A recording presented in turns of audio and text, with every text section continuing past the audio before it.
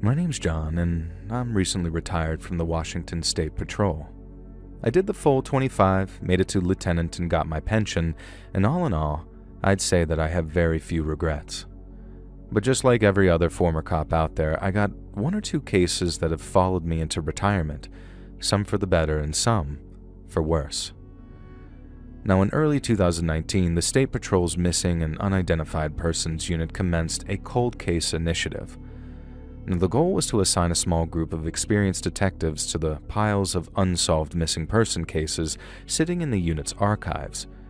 And since by then I had 12 years under my belt, it didn't surprise me when I got the call. We met one Monday morning when one of the MUPU guys showed us to the filing cabinet containing their cold cases. Looking inside felt like playing Russian roulette with all 6 chambers full, because no matter which one we picked, it was going to be a mess. And that's why we were the chosen ones, I guess, because we could handle messy and not burn out and end up chasing wild geese.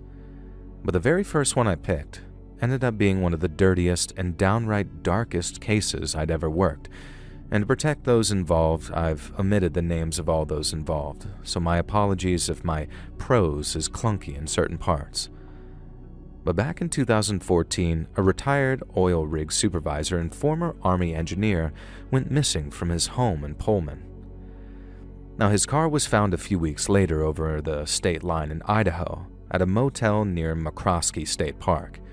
There were no signs of struggle near his car or in his hotel room, and the motel's security cameras showed him leaving the site on foot, looking calm and collected. The investigating detective noted that voluntary disappearance was a distinct possibility, since during the months prior to his disappearance, the missing man's marriage had deteriorated drastically. Yet there was no activity on any of his bank accounts, so if he had disappeared someplace, it was on somebody else's dime. Now, the first thing on my agenda was to go talk to the missing man's wife.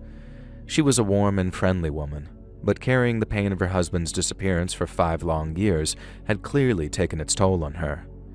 She was living with a friend, a man who was evidently playing the role of a surrogate husband. But since both believed her husband was still alive, neither seemed prepared to make their affair public. If in fact there was an affair, and what they shared wasn't a platonic companionship.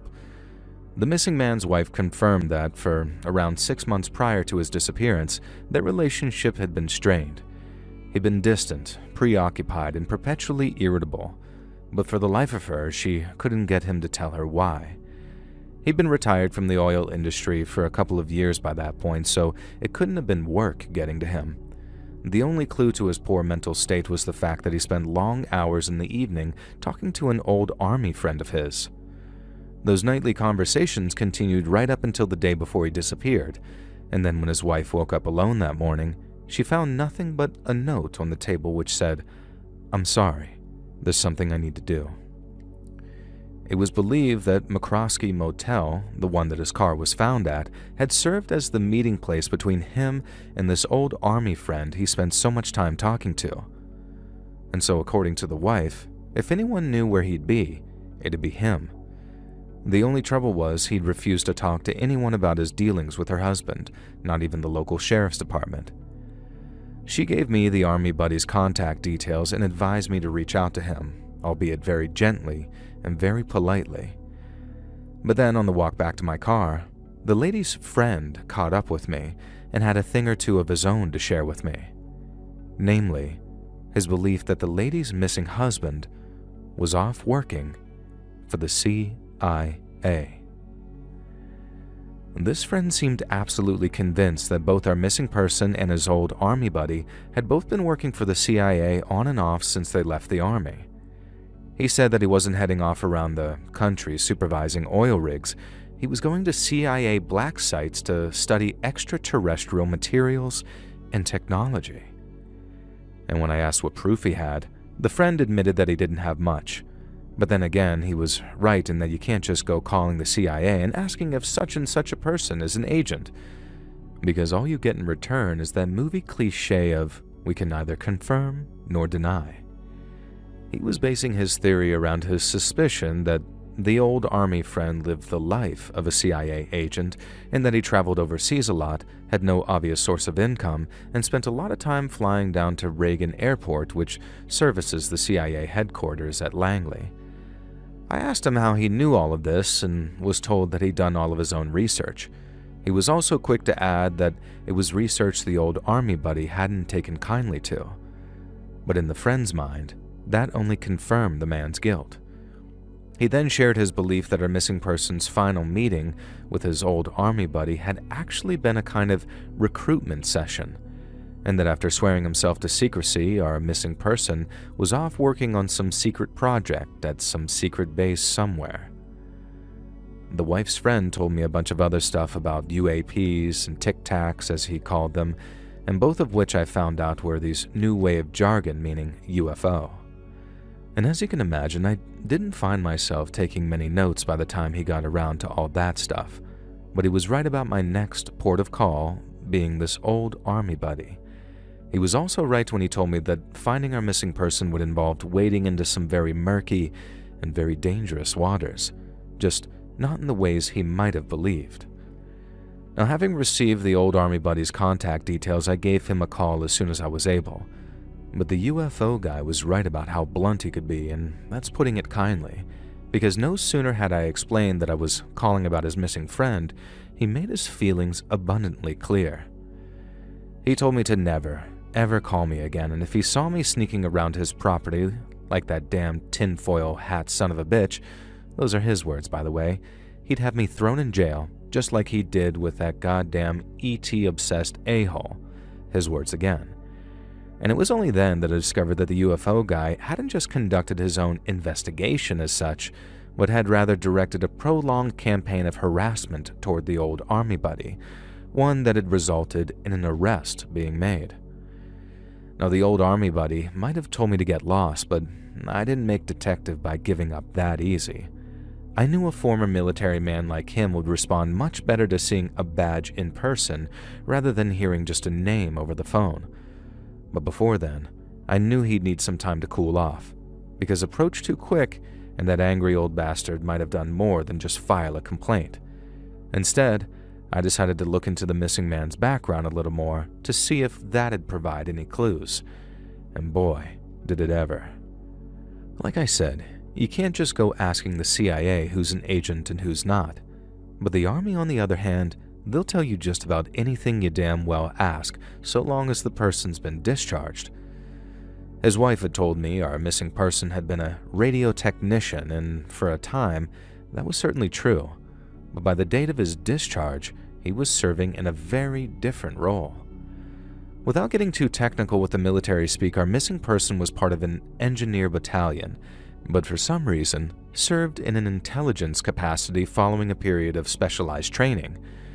This is what's called an out-of-branch role, and while they're not unheard of, they're usually temporary positions that fill gaps in the organization, but our missing person spent 3 years in that intelligence role, while taking at least a few months out of each year to be trained by intelligence guys.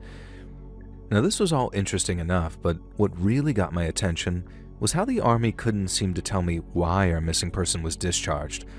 All they provided me with was the date of it, October 5th of 2001. Now, to me, out of all the strange things I'd uncovered regarding our missing person, this was the strangest. And for the benefit of any young whippersnappers listening to this in the years to come, here's why it was so strange.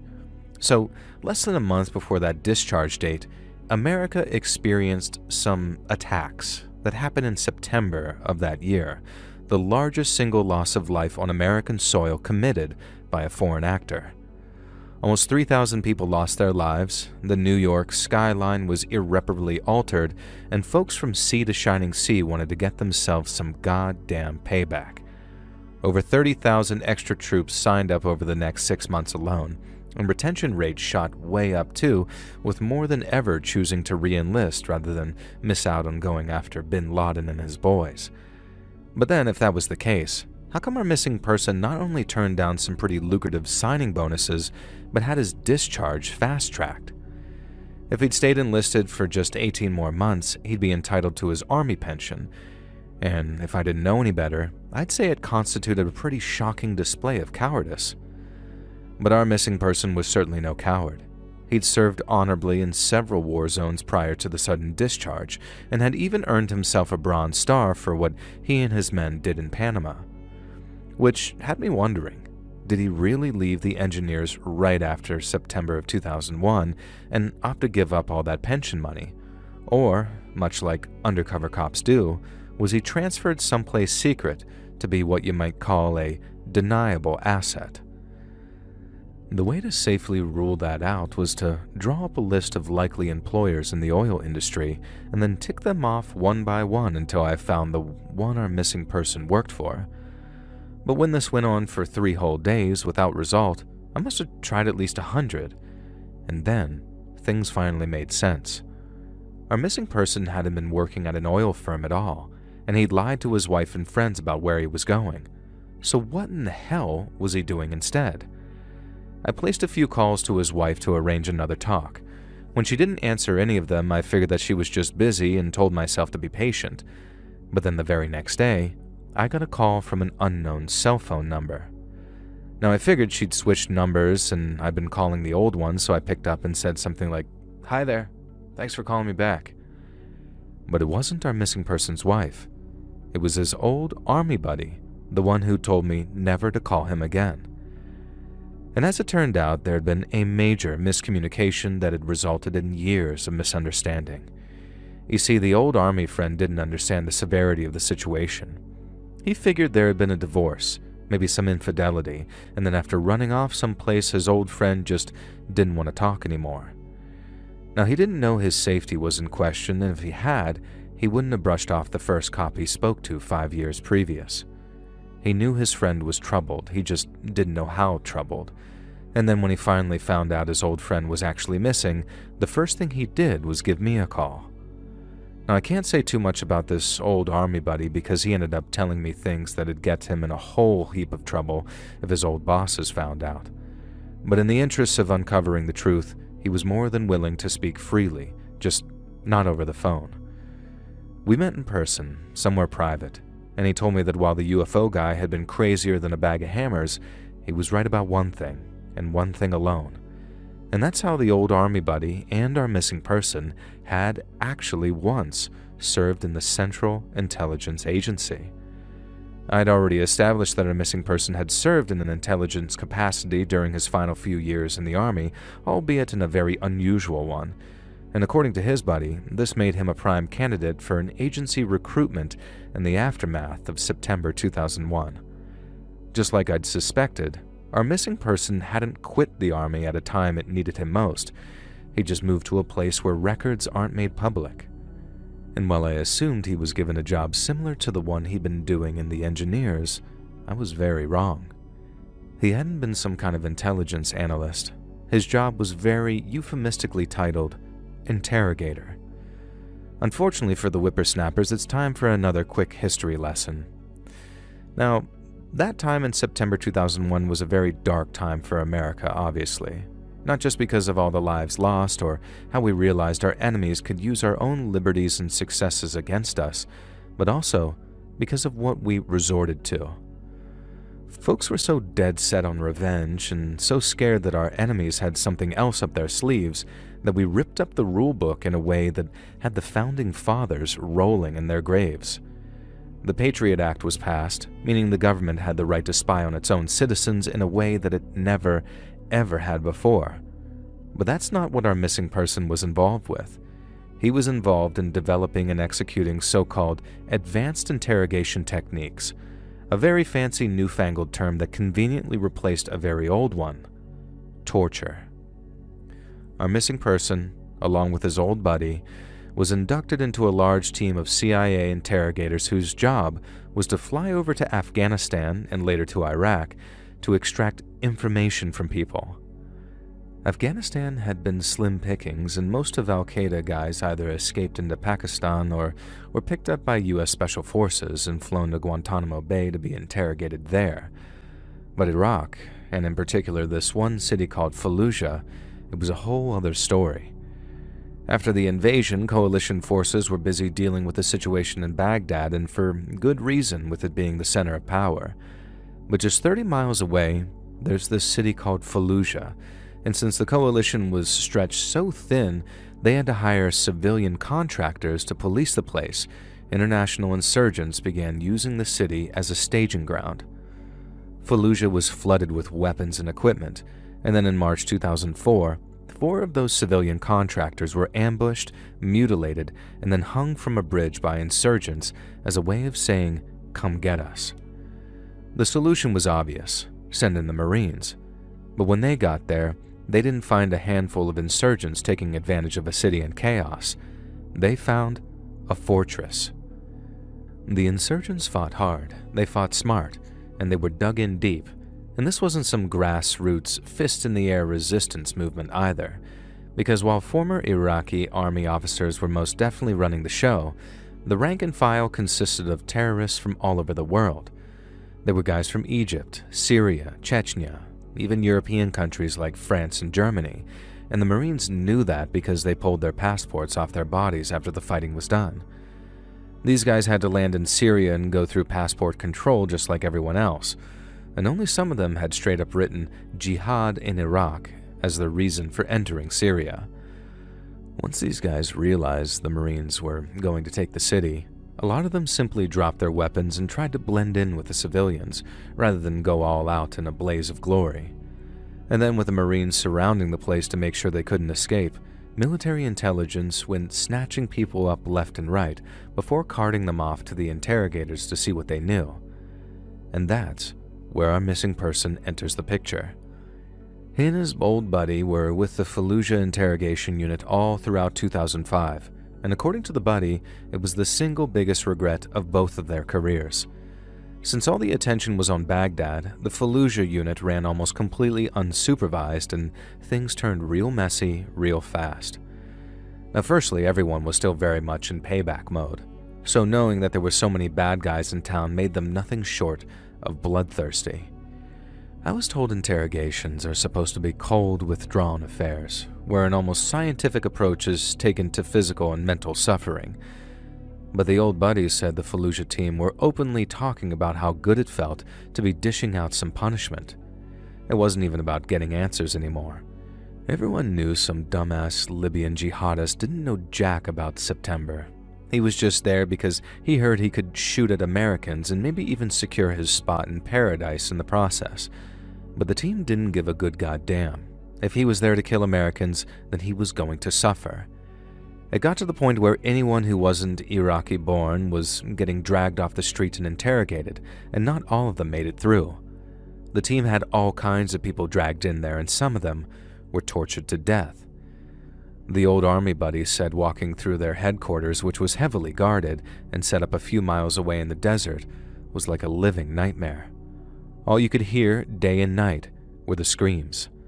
The place had to be constantly cleaned too because the smell of all that blood attracted flies, so it either smelled so heavily of bleach and other crap that it'd make your head ache, or it reeked of blood and you were constantly swatting flies away from your face. Anyone who died during interrogation ended up getting buried outside in the desert, and in the rare case the person was truly innocent, they were dumped by the side of the road for the rats and stray dogs to find.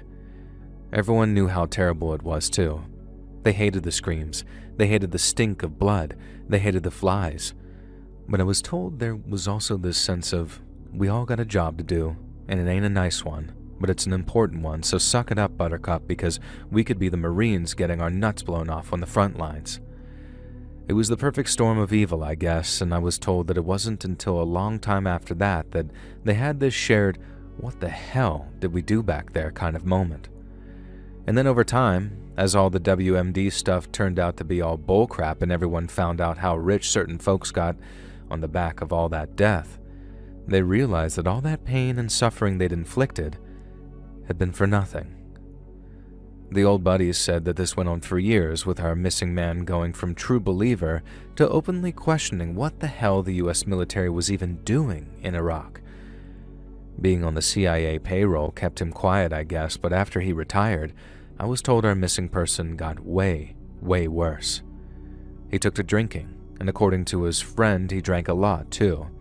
He said he needed to be able to sleep, and it went way beyond that as well.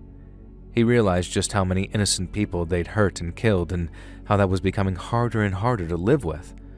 What's worse, he didn't have anyone but some agency shrink to talk about it to.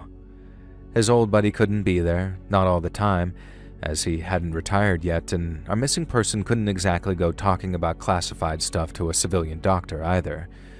He was already teetering on the edge, and then something terrible happened. The buddy said that just before New Year's Eve of 2013, our missing person called him in the middle of the night and asked him to go to the website of some Arabic language news channel. There, he found a live video feed coming from a very familiar-looking Iraqi city, and as he watched in horror, our missing person talked him through what he was seeing. Fallujah, the city that inflicted 1,000 horrors upon in some sick, misguided attempt to save it, was under siege from a group of militants, one that appeared to be very well armed and very well trained. They were in the process of surrounding the place, just like the Marines had done 9 years before, and then about a week later, they drove out the Iraqi army and declared their first major victory. Neither man knew who the group were at the time, but cut to about 7 to 8 months later, and the whole entire world would know their name. And while that name sounded different depending on what language you spoke, in America, we called them ISIS. The old army buddy didn't know exactly when his friend had disappeared. He just got a call from him in February, not long before his car was found at the motel. But it wasn't hard to figure out the exact date our missing person had gone missing. I called his wife to ask if she could remember the exact date. Without skipping a beat, she said January 4th. It was a Saturday. The exact same day the news broke that Fallujah had fallen to ISIS terrorists. We think that was the straw which broke the proverbial camel's back, because after that, our missing person ended up drinking himself right down into a hole. His old buddy said that when he showed up to the bar that they met at, he looked like he had 1 foot in the grave already. And then all they spoke about were regrets and the lies and how it was all for nothing, absolutely nothing. The meeting didn't end well either.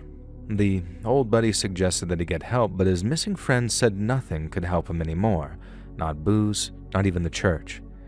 He said he knew he was going to hell, that he'd inflicted so much pain that he could never even the scales. Now, our missing person also mentioned how they might be the last time that they'd see each other, but I guess the older army buddy didn't see that for what it was, and he left thinking that his old friend couldn't stand to see him anymore. Not when he was that much of a reminder of something he'd do anything to forget. Everything made a little more sense after the call with the old army buddy, and although it stayed off the record, I had a conversation with the missing man's wife confirming his former position at the CIA. And after that, it was a case of figuring out which direction he might have gone on foot following his departure from the motel. And while that proved a difficult process, I hoped that it'd at least give me something to work with. Well, it did. And when I found out what it was nothing short of devastating. It was in a bar that I ended up talking to a man who knew the area well. He'd grown up around McCroskey State Park and spent a lot of time there as a kid, so it was him who told me that the motel our missing person stayed at right before he disappeared was just a half-hour's walk away from a place they called Dead Man's Bridge. He told me the section of river it ran over were rapids, and that if a person fell in, they'd be bashed against the rocks before they hit a section of what's called an undertow. Now this is when submerged obstacles like large rocks cause fast-moving water to go over the top, which creates a strong downward current that can drag swimmers beneath the surface. So basically, fall in the river near Dead Man's Bridge, and it will knock you out and drown you. He said it had become popular with a certain kind of person, people who were just too tired to go on and who saw something almost dignified in letting the river take them. Instead of being washed up downstream, all lifeless and looking like a drowned rat, the river fed into the Columbia, which spits anything that falls into it right out into the Pacific Ocean. And then once you're out there, you're good and gone, and no one's ever going to find you without a submarine and a whole lot of luck. It all suddenly made sense to me, and when it did, it hit me like a ton of bricks. Not just because I felt for our missing person, having been driven so crazy with guilt that he'd most likely opted to check out early, but because it was me who was going to have to tell his wife, a woman who'd been so utterly convinced by her friend that her missing husband was still alive, and that was one of the hardest things I'd ever have to do. Now, without a body, we couldn't officially declare the missing person's case closed, not without a warm or cold body as concrete proof. But after a while, I guess as she slowly came to accept it, the missing man's wife filed a petition to have him declared dead in absentia, which, for those who don't know, is when someone's been missing for so long that the only reasonable explanation is that they're deceased, or in the case of our now grieving wife, when you're 99% sure someone's deceased, you just can't 100% prove it. And only then, once it's been made official, could we take the file out of the cold case cabinet and put it where it belongs.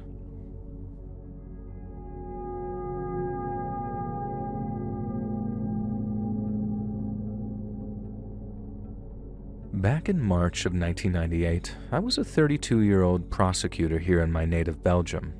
I've been in the job for 3 years, so I was still relatively new, and after spending years focused on less significant crimes like financial fraud, I was finally handed my first murder trial. I relished it, knowing that first impressions mattered, and if I may say so myself, I think I did myself proud. My stubbornness, along with a certain refusal to look away from unpleasant facts, impressed my superiors immensely, so much so that a few weeks later, on a drizzly Tuesday morning, I received what I can only describe as a life-changing telephone call. A colleague from the International Criminal Tribunal had seen my file and was particularly impressed by a conviction I'd achieved a few years prior, pertaining to a case involving systematic abuse in Belgian prisons. I'd also written a piece on command responsibility during the Yugoslav wars, with a particular focus on the failure to prevent the genocide of Croats and Bosniaks, and this too had gotten the attention of the ICT. I was offered a job, one that was very well paid and came with a generous expense account, but there was also a catch. I was told they needed someone who understood bureaucracy and blood, the name of my written piece, as well as someone who wouldn't flinch when confronted with evidence of extreme violence. And if I accepted, I'd end up living and working in a place whose name had been synonymous with some of the worst crimes in human history: Rwanda. Now, my first instinct was to say no. I was dealing with a heavy caseload at the time, one of which involved bringing charges against a prolific distributor of CSEM, and I didn't want to walk away from the case, and I didn't want to walk away from my colleagues either. But after giving my hastily conceived answer to the ICT's recruitment officer, I was told that I had a few weeks to think about it. And then over time, my refusal started to feel less and less like a polite decline and more like cowardice. You see, many years before, my own country of Belgium had colonized Rwanda and rolled through a system of ethnic identity which divided people into one of two categories: Hutu or Tutsi. The colonial government vastly favored the Tutsi minority, who were much more keen to cooperate than the Hutu majority. But this only created a huge amount of resentment between the two groups of people, and when the Belgians granted Rwanda its independence, this system of governance didn't change. The Tutsis clung to power, and then by the early 90s, Rwanda wasn't so much a functional state as it was a powder keg just waiting to explode. There was already a civil war brewing by the time the country's Hutu president was assassinated by its own presidential guard, who were also Hutu. Then the extremist behind the plot used his death as a casus belli to begin a slaughter of biblical proportions. Militias known as Interahamwe set up roadblocks, having already drawn up lists of Tutsi officials and other community figures they wished to round up and kill. Radio stations then broadcast names and addresses, calling them cockroaches and urging their extermination. Rwanda wasn't a particularly segregated place either, particularly the larger cities like its capital, Kigali. So while out in the countryside, bands of armed soldiers engaged rebel fighters en masse in the cities, neighbors slaughtered neighbors in the streets outside their homes. In one of the more horrifying accounts of genocide, a Hutu parish priest murdered his own Tutsi parishioners by bayoneting them to death. Others were killed with everyday items such as gardening tools like hoes or shovels. Carnal violation was used as a weapon of war, and any moderate Hutus who tried to give shelter to Tutsi friends received the same treatment as those they tried to protect. In just over 3 months of violence, anywhere between 800,000 to 1 million people were killed. Bodies clogged rivers while mass graves were dug in schoolyards and football fields, and all the while, the international community did next to nothing. The violence only stopped after a militant group named Rwandan Popular Front arrived from the north, stormed the capital city, and restored order. But what remained was truly terrible. What was once a fractured nation had become like a charnel house, and I was all too aware of the violence and the suffering there. And then since Western governments had done nothing for the people and still hadn't after 4 long years, I thought the least that I could do was help count the dead. I flew into Kigali during the wet season of 1999 and found myself part of a small team including a forensic anthropologist from the United States, a Dutch investigator, a Canadian Special Forces officer acting as security, and 2 Rwandan translators.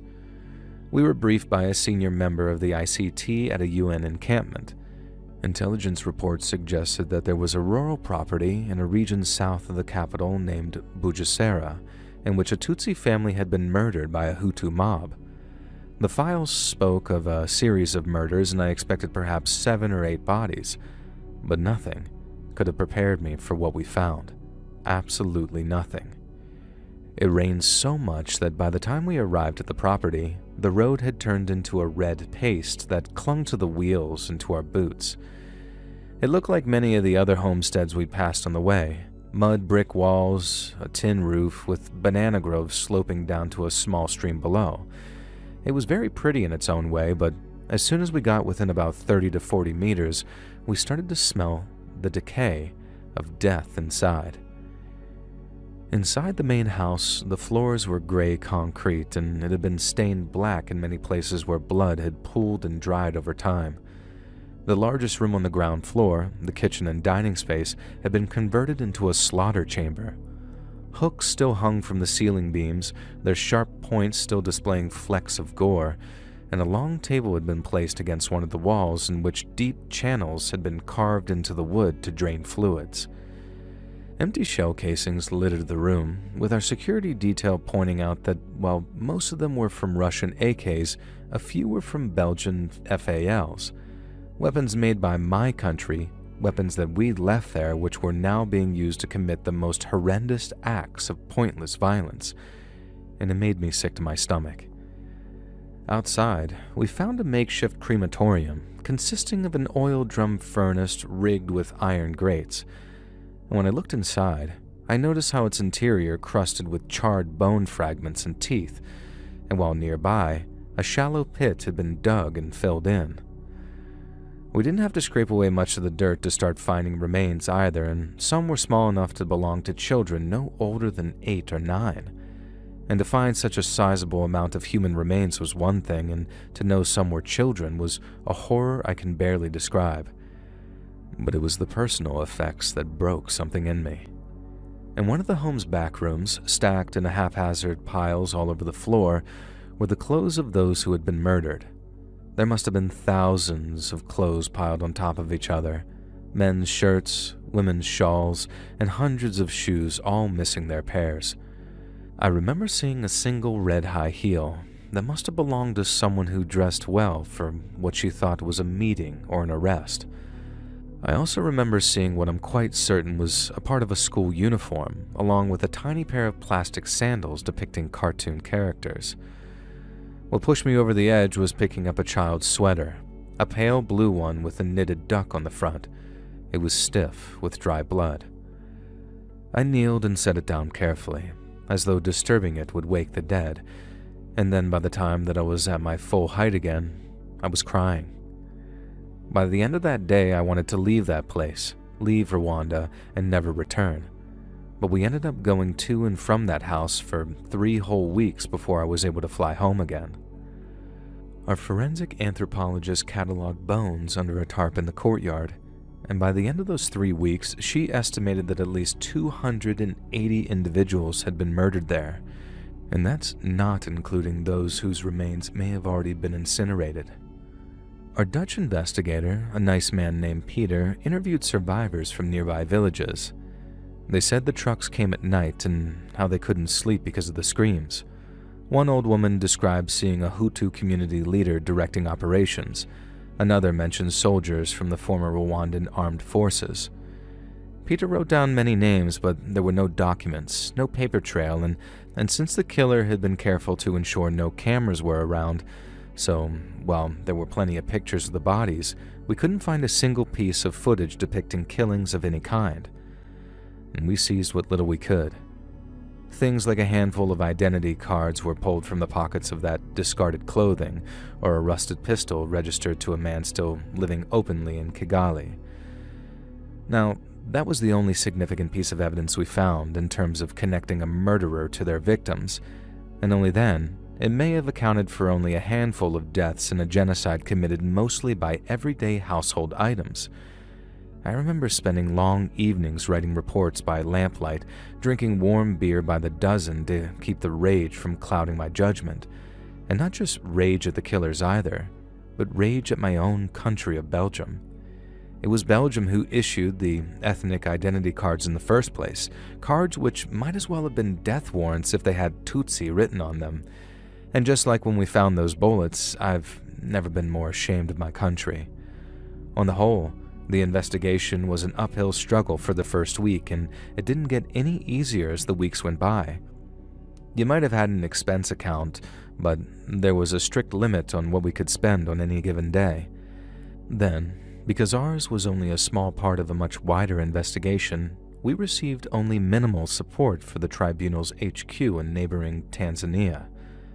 Now what's worse, we put people's lives at risk. Now, in many cases, the witnesses we convinced to testify received visits from men on motorcycles after dark. And then the next time we visited them, they changed their stories and either couldn't remember or didn't see.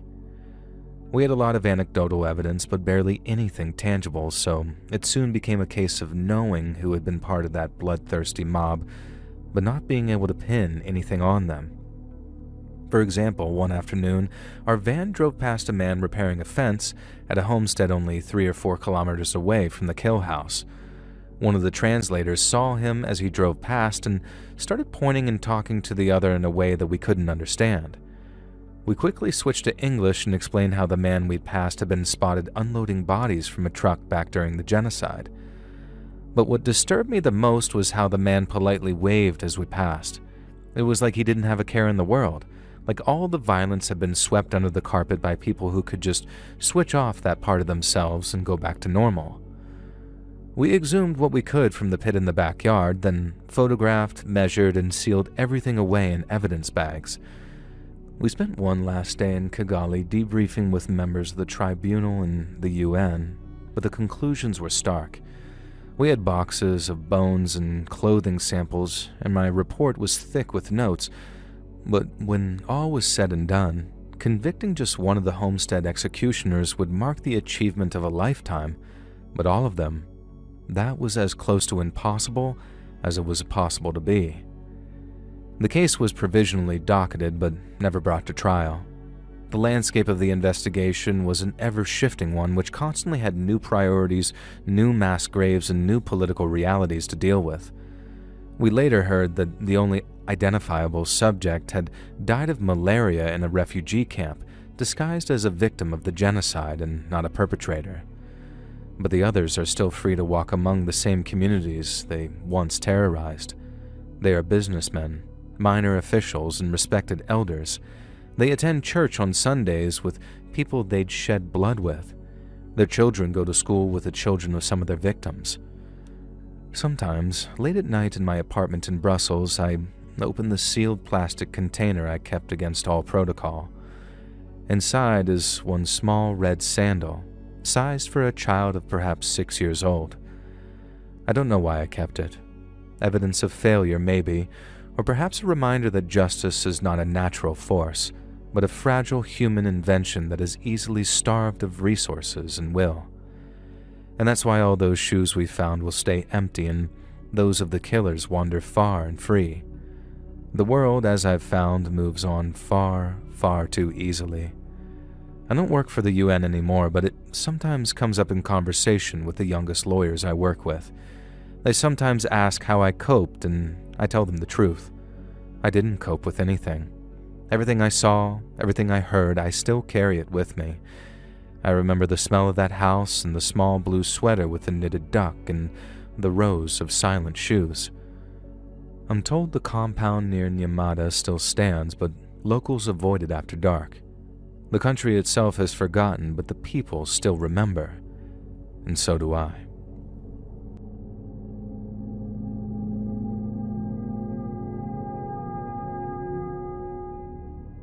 Back in the 70s, my old man used to be a homicide detective here in Houston.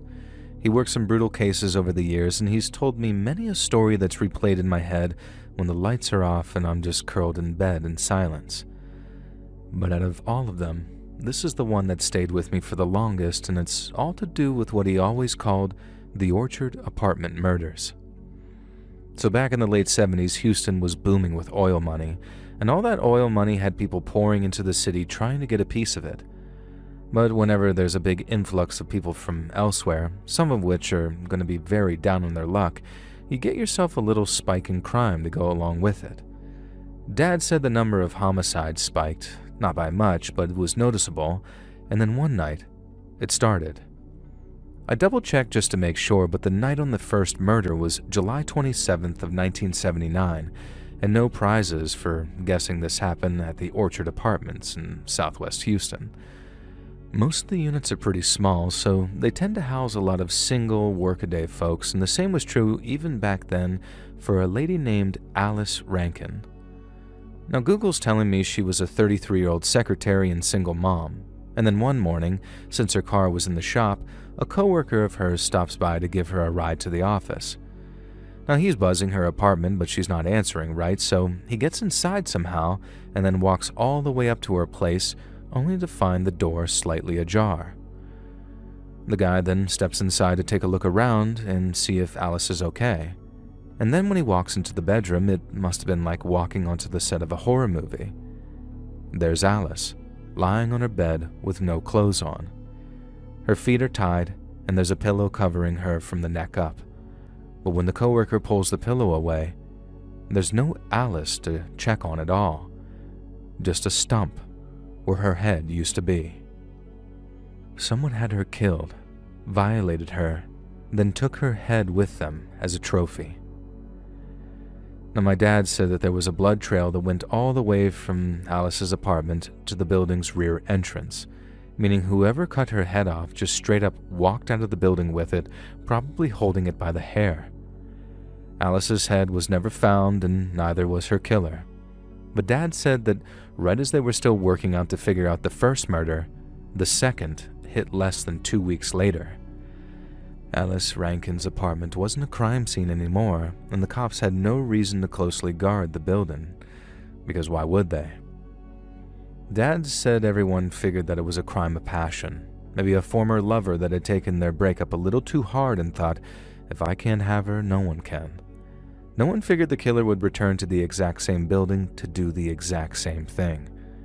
But that's exactly what they did. 2 weeks later, and 2 floors up, a lady named Mary Calcutta rented an apartment after moving here from Pittsburgh. Her friends back home had heard all about what had happened to Alice Rankin, so they'd been telling her to lock her doors, look over her shoulder, don't talk to strangers, all that kind of stuff. And she told them that she'd be extra careful, and I'm sure she was too, but sadly, that didn't save her. Much like Alice, she was found naked in her bedroom, but instead of being tied up and decapitated, Dad said it looked like Mary had put up one heck of a fight. It wasn't so much a case of looking for signs of a struggle, as looking for a place there hadn't been one, and it was probably thanks to how hard she fought that her killer didn't have time to completely cut her head off. He slit her throat and stabbed her a bunch of times, but the fight was so loud that he was probably scared that someone had called the cops. So instead of calmly walking out with Mary's head swinging in his grip, this monster probably ran for his life. Now, my old man said he was convinced the same guy did Alice and Mary. It was the same apartment complex, 2 women living alone in the same brutal style of killing in each case. Every other woman at Orchard Apartments thought that they were next too, and Dad said that they were all buying guns, walking in groups at night, or straight up packing up and moving elsewhere. The panic was real, especially because the very same day Mary's body was found, another body showed up on the other side of town. Dad said it was an exterminator that walked into this lady's townhouse on Early Lane after he showed up for an appointment that she made with him. And that's when he found this girl, Doris Threadgill, with her neck cut most of the way through. This time there were no signs of any struggle, and I know it's only a small mercy, but Doris was thankfully found with her clothes on. Dad said the scene made it look like he'd gained entry to the house under false pretenses, almost like Doris thought her killer was the exterminator and didn't realize he wasn't until it was too late.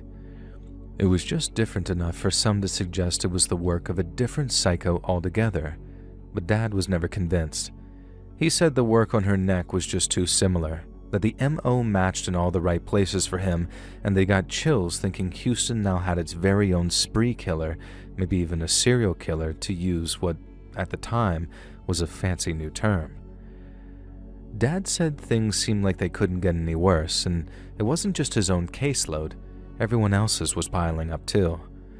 And then suddenly, things did somehow manage to get worse when the dead bodies of a teenage couple showed up miles apart from each other.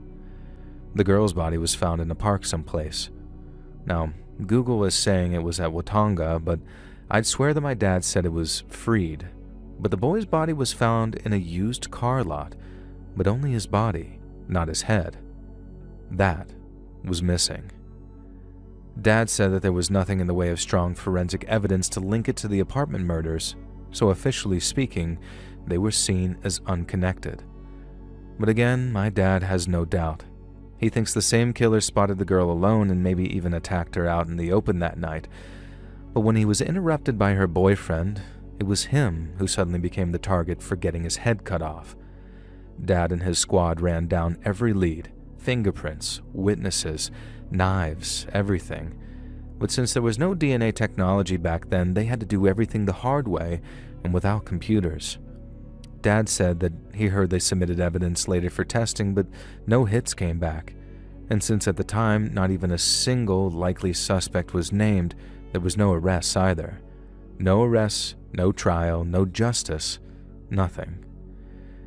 Dad retired without closing it, and whenever he used to tell me the story, he'd always end up shaking his head, grumbling about how the families never got any peace or justice. He said the way Orchard Apartments got hit twice in quick succession, and how the killer liked taking heads, it suggested a kind of evil that was almost like unholy, you know? Whoever killed those poor people, and either cut their damn heads off or tried to, they were crazy as an outhouse rat, no doubt about it. But at the time, they were smart enough to make sure that they never got caught, and even real smart people aren't smart enough to not get caught slipping. You also got to remember neither of the 2 missing heads were ever recovered, meaning that maybe somewhere, out there is an old man with 2 frozen heads in a unit, and he takes them out every so often, ageless and looking the same as they did almost half a century ago, which really is like something out of a horror movie. Dad always said that that was the one case he'd do anything to be able to go back and solve, and I can understand why. Being able to bring justice to those poor families would have been quite something, but I imagine putting that sick son of a bitch in cuffs after working so incredibly hard to track him down, that would have been a heck of a thing too.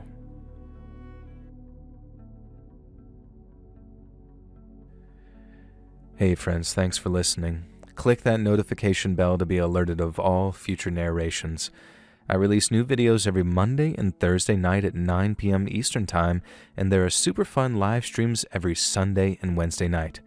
If you got a story, be sure to submit them over at my email, letsreadsubmissions@gmail.com, and maybe even hear your story featured on the next video. And if you want to support me even more, grab early access to all future narrations and bonus content over on Patreon, or click that big join button to hear about the extra perks for members of the channel. And check out the Let's Read podcast, where you can hear all of these stories and big compilations located anywhere you listen to podcasts. I also have a true crime channel called Saturn Soul. All the links are down in the description below.